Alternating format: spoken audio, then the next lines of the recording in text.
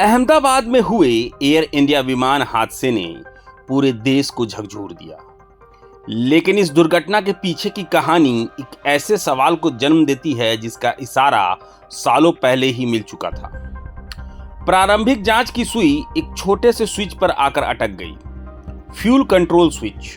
Report के मुताबिक take off के महज 3 सेकंड बाद ही विमान के ये स्विच रन से कट ऑफ पोजीशन में चले गए, जिससे इंजनों तक फ्यूल की सप्लाई बंद हो गई। लेकिन सवाल यह है कि आखिर ऐसा हुआ कैसे? क्या ये पायलट की गलती थी या फिर सिस्टम की कोई बड़ी खामी? इस कहानी की जड़ें साल 2018 से जुड़ी हैं, जब अमेरिकी फेडरल एविएशन एडमिनिस्ट्रेशन FAA ने एक बुलेटिन जारी कर बोइंग 737 विमानों में एक कमी की ओर इशारा किया था।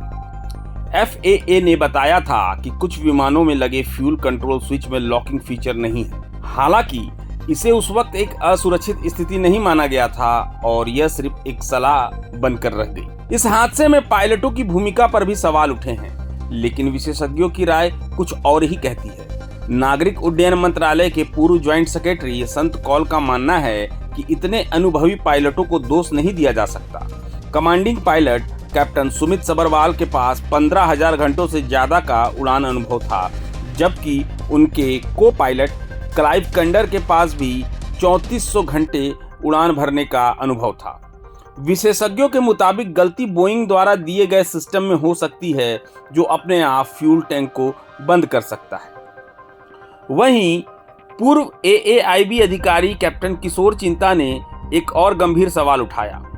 क्या विमान के इलेक्ट्रॉनिक कंट्रोल यूनिट में आई किसी खराबी ने इन स्विच को ट्रिगर कर दिया? अगर ऐसा हुआ तो यह विमानन सुरक्षा के लिए एक बहुत बड़ी चिंता है।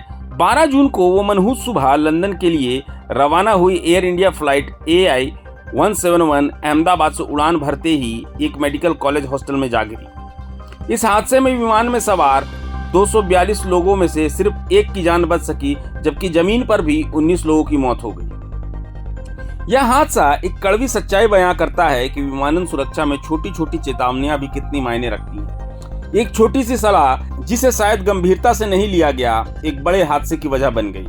अब पूरी जांच रिपोर्ट का इंतजार है ताकि सच सामने आ सके और भविष्य में ऐसी दुखद घटनाएं होने से रोका जा सके।